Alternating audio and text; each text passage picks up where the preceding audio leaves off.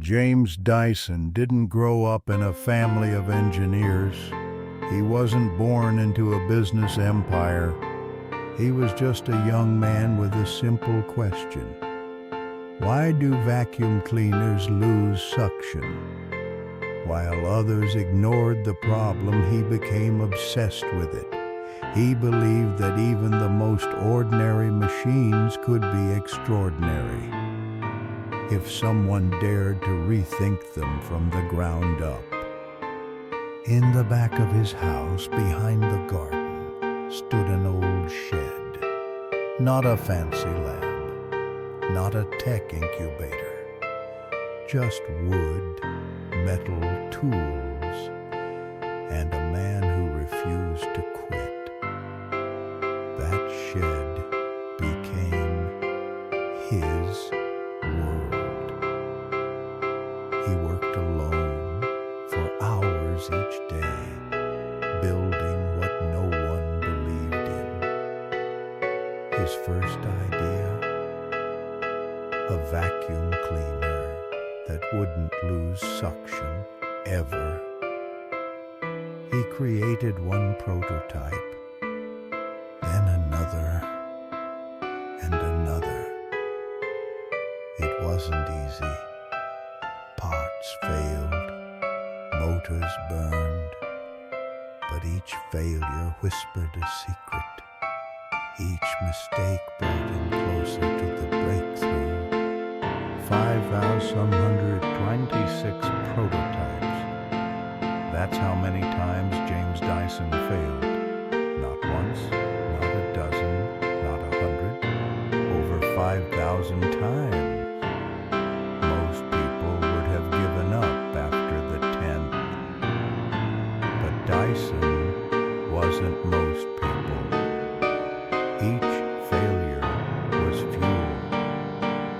He saw every broken design as a lesson, a clue to the next step.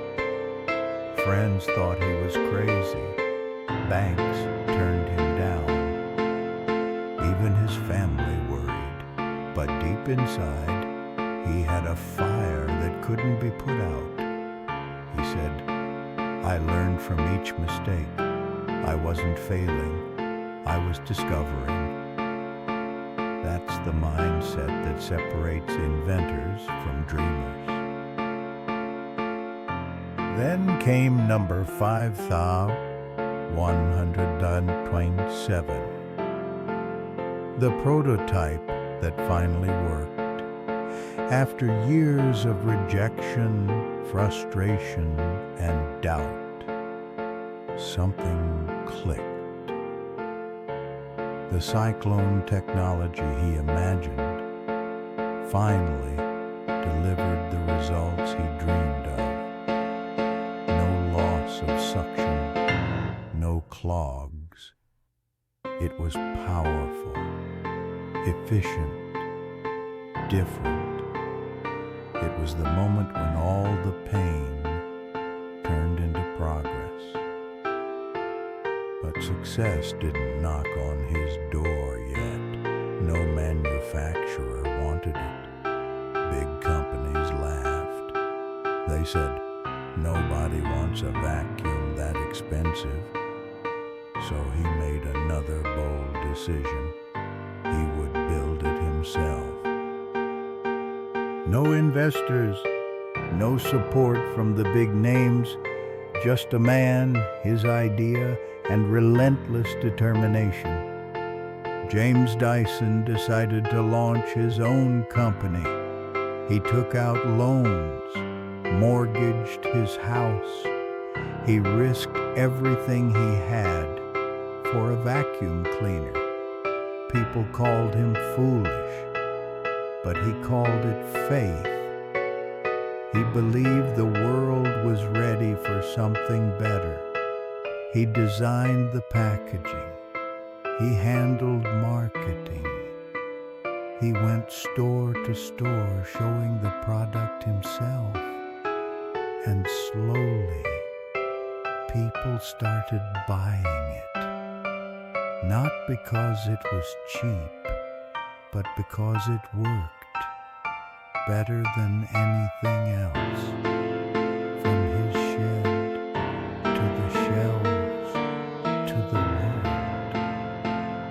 This was no longer just a machine. It was a revolution in design. The product took off. Word of mouth spread like wildfire.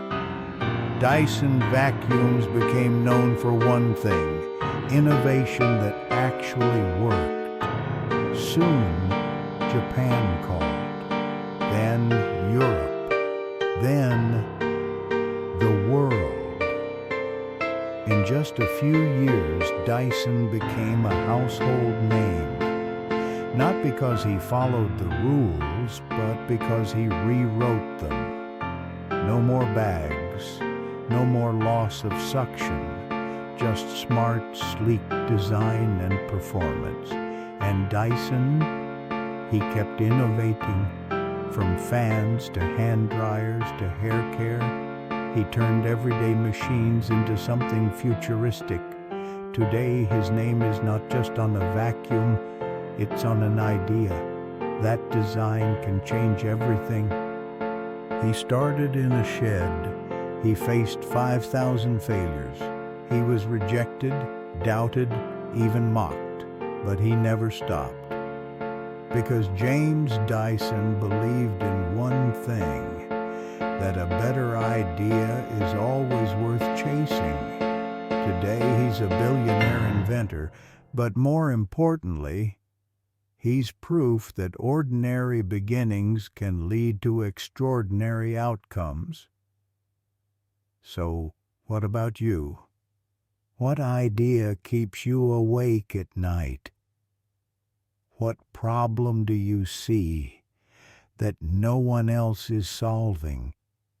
The world doesn't need more followers. It needs the next Dyson, and maybe, just maybe, that's you.